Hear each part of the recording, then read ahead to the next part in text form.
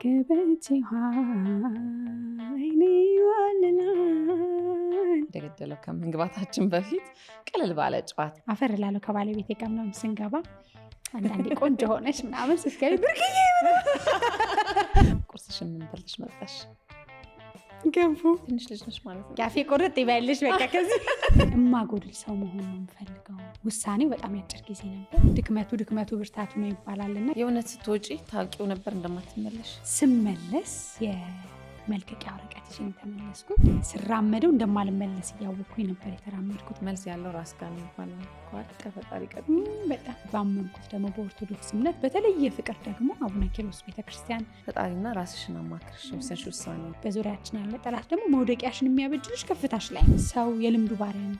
የለመድሽው ነገር እንደ ባሪያ ይገዛሻል። ይህ የቴሌቪዥን ጣቢያ ለውጥ እንዴት ተከሰተ? ወዳጆቹ የተከትለውኝ በጣም ብዙ ወዳጆች መጥተዋል። የሆነ ጊዜ ግን ተነስተሽ ሪሞትሽን ስትከፍቺ የለመድሽው ቦታ ላይ ያንን ፊት አለማየት። በልጅነት የተገባ የትዳር ህይወት ነበር የመጀመሪያው። አይዞሽ ቀና በይ የሚሉ ድምፆች በጣም ብዙ ነበሩ። ግን በስውር ላጠፋኋቸው ብዙ ስህተቶች ሁሉ በህይወትሽ ተፈተንሽበትና በጥንካሬ ያለፍሽበትን ታሪክ ነው። ሰው ራስሽን ያወቅሽ ቀን እኮ ዓለምን ካወቀ ጠቢብ ነው የምትበልጭ። አሁንም መቅደስ ፍጹም አይደለችም። ብዙ ስህተቶች የምትሰራ ሴት ናት። በጣም ቆንጆ ደግሞ ጥያቄ አለኝ።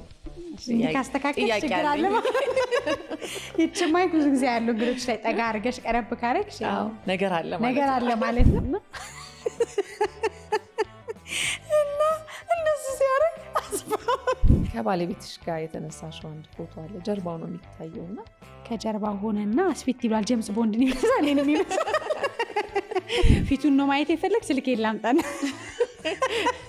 ወደዚህ አድርጌ ለተመልካች እኔ ያየሁትን መደበቅ አልችልም።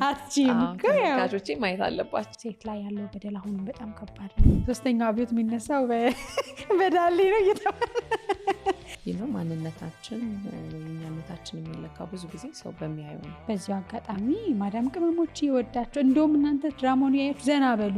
አንድ ጊዜ ላይ የግል የሆነ የራስሽ ቪዲዮ ድንገት አፈትልኮ ወጥቶ ነበር። ሰው ብርታቱ ድክመቱ ብርታቱ ነው ይባላል። የሚወድሽ ሰው ጉድለትሽን ሞልቶ ይወድሻል።